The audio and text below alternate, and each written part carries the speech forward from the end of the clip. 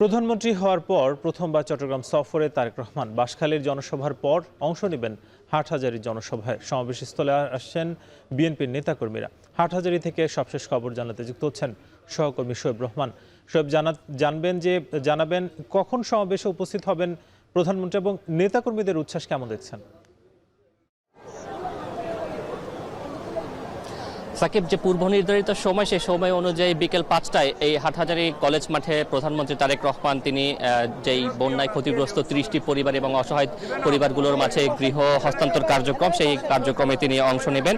এবং আমরা যতটুকু জানতে পেরেছি যে তিনি কিছুক্ষণ আগেই ফটিকছড়িতে এসে পৌঁছেছেন এবং ফটিকছড়িতে তার ছোট্ট একটি কর্মসূচি রয়েছে। সেই কর্মসূচিতে তিনি সেখানে যিনি হেফাজতের আমির আল্লামা বাবুনগরী মহিবুল্লাহ বাবুনগরী রয়েছেন, তার সাথে তিনি সেখানে সৌজন্য সাক্ষাৎ করবেন এবং সাক্ষাৎ শেষে তিনি সড়ক পথে হাটহাজারীতে আসবেন। হাটহাজারীতে এসে প্রথমেই তিনি হাটহাজারী মাদ্রাসায় হেফাজত ইসলামের সাবেক আমির আল্লামা শাহ আহমদ শফি তার কবর জিয়ারত করবেন এবং হাটহাজারী মাদ্রাসা কর্তৃপক্ষের সাথে সংক্ষিপ্ত যেই সৌজন্য সাক্ষাৎ করবেন এবং এরপরে তিনি হাটহাজারী ডাক বাংলোতে বিশ্রাম গ্রহণ করবেন। বিশ্রামের পরে বিকেল ৫টায় এই কলেজ মাঠে এখানে তিনি যে বন্যায় ক্ষতিগ্রস্ত ও সুবিধাবঞ্চিত ৩০টি পরিবারের মাঝে গৃহ নির্মাণ সহায়তা কর্মসূচিতে অংশ নেবেন। এবং আমরা দেখতে পাচ্ছি যে এরই মধ্যে কিন্তু সমাবেশের স্থলে বিএনপি নেতাকর্মীরা আসতে শুরু করেছেন, হাটহাজারীবাসী আসতে শুরু করেছেন। শুধুমাত্র হাটহাজারী নয়, হাটহাজারীর আশেপাশে যে সকল উপজেলাগুলো রয়েছে সেখান থেকেও কিন্তু অনেক নেতাকর্মী এই কর্মসূচিতে অংশ নিচ্ছেন এবং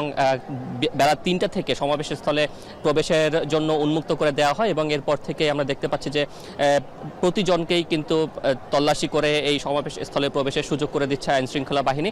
এবং চারপাশে আইনশৃঙ্খলা বাহিনীর যে ধরনের প্রোটোকল নিশ্চিত করার বিধান রয়েছে প্রধানমন্ত্রী সে ধরনের প্রোটোকল কিন্তু এরই মধ্যে নিশ্চিত করা হয়েছে। আমরা দেখতে পাচ্ছি যে আইনশৃঙ্খলা বাহিনী ভবনের ছাদে এবং সড়কে বিভিন্ন স্থানে কিন্তু তারা তাদের দায়িত্ব পালন করছেন এবং নেতাকর্মীরা দারুণ উচ্ছ্বসিত। বিশেষ করে ১৯৮১ সালে চট্টগ্রামের হাটহাজারীর ১১ মাইলে খাল খনন কর্মসূচির পরে কিন্তু এই হাটহাজারী কলেজ মাঠেই প্রয়াত শহীদ রাষ্ট্রপতি জিয়াউর রহমান তিনি এখানে সমাবেশ করেছিলেন। এরপর ১৯৮৯ সালে প্রয়াত সাবেক প্রধানমন্ত্রী বেগম খালেদা জিয়া তিনিও এখানে সমাবেশ করেছিলেন এবং আজকে তাদের সন্তান খালেদা জিয়ার পরে প্রায় ২৭ বছর পরে তিনি কিন্তু সেই একই স্থানে আবারও সমাবেশে অংশ নিচ্ছেন, যে কারণে এটি তার জন্য অত্যন্ত স্মৃতিবিজড়িত একটি স্থান।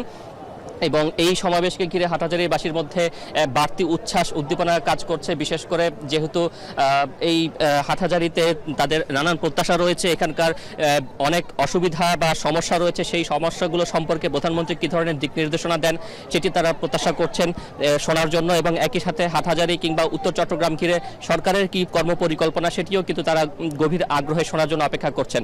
বিশেষ করে হাটহাজারীর কথা যদি বলি যে এখানে শিল্পায়ন এবং হালদা নদী রয়েছে, হালদা নদীর পাশাপাশি সংস্কার কার্যক্রম যেই কর্মসংস্থানের কথা বলা হচ্ছে যে এখানে পর্যাপ্ত কর্মসংস্থান সৃষ্টির একটি দাবি রয়েছে সাধারণ মানুষের মধ্য থেকে।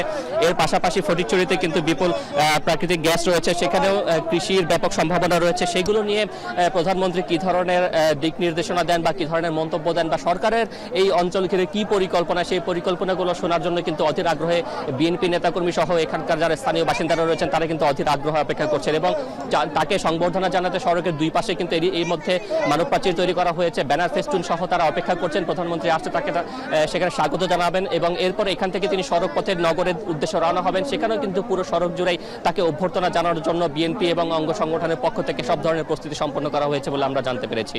সাকিব, হাটহাজারীতে জনসভার খবর জানাচ্ছিলেন শোয়েব রহমান।